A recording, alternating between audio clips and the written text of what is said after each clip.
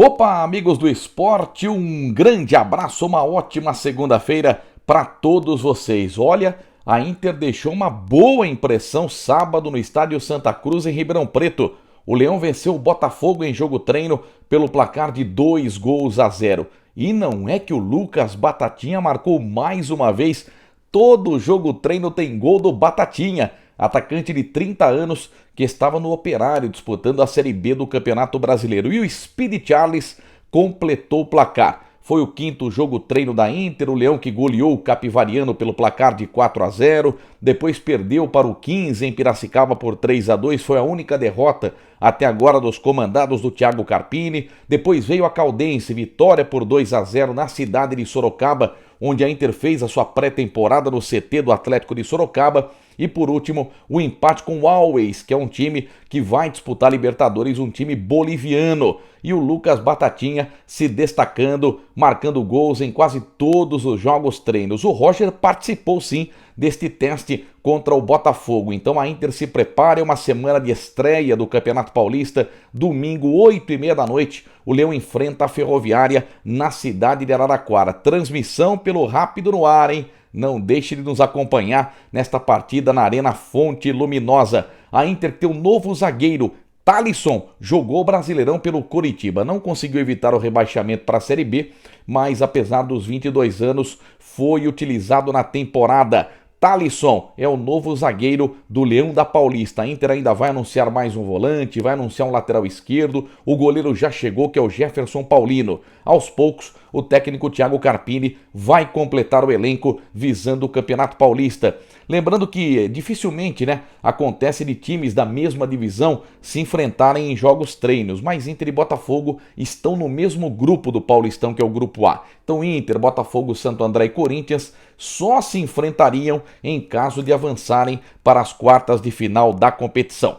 Bom, no Brasileirão, eu falei que o Flamengo ia vencer, Flamengo 2, Internacional 1 de virada no Maracanã. E que cobrança de pênalti do Edenilson, hein? Logo no começo do jogo, o Inter fez 1-0, o Flamengo empatou numa boa jogada do Bruno Henrique, toque para trás, gol do Arrascaeta. A bola ainda pegou na trave antes de entrar e a virada veio no passe milimétrico do Arrascaeta. O uruguaio deixou o Gabigol na cara do gol e a bola acabou entrando. O Gabigol passou mal, precisou ser substituído. O Pedro entrou, marcou um gol, mas estava irregular. E no fim o Bruno Henrique perdeu a chance de marcar o terceiro gol. Ele só perdeu porque eu tinha ele de capitão no Cartola, Porque se eu não tivesse o Bruno Henrique, fatalmente ele marcava. De qualquer forma, o Flamengo chegou aos 71 pontos contra 69 do Inter.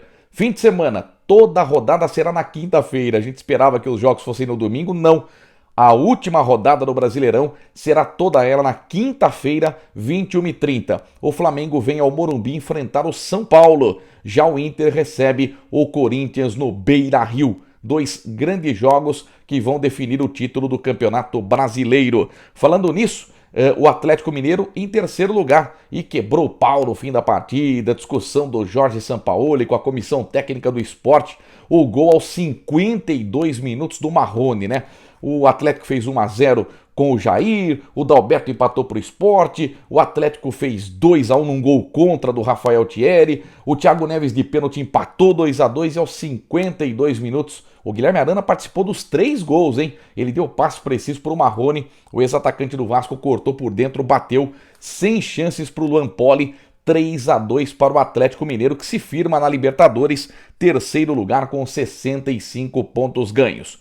Bom, na Arena Neoquímica, meu Vascão, tchau, primeira divisão, Corinthians 0, Vasco 0, e que jogo ruim, Fernando Miguel fez 2 defesas, nenhuma delas difícil, Cássio não trabalhou, 0-0, um placar melancólico que praticamente derruba o Vasco para a Série B pela 4ª vez em 12 anos, O próprio Luxemburgo já entregou os pontos, porque o Vasco tem que golear o Goiás, tem que torcer por combinação de resultado, então é humanamente impossível isso acontecer. O Vasco cai para a Série B do Campeonato Brasileiro e terá companhia já do Botafogo e do Coritiba, que já haviam caído, e do Goiás, que empatou com o Red Bull Bragantino em Goiânia por 0-0, também deu adeus à primeira divisão do futebol brasileiro. Hoje teremos 2 partidas, 18 horas, O Palmeiras, que está com a cabeça no Grêmio. Final da Copa do Brasil está chegando, dia 28 é o jogo de ida, domingo que vem. Então o Palmeiras enfrenta o Atlético Goianiense. O técnico Abel Ferreira deve poupar, né? Mesclar o time. Poucos titulares, a maioria reservas, né? O Palmeiras, que não aspira mais nada no Campeonato Brasileiro, é o 7º colocado com 57 pontos. A única motivação do Palmeiras é o prêmio em dinheiro.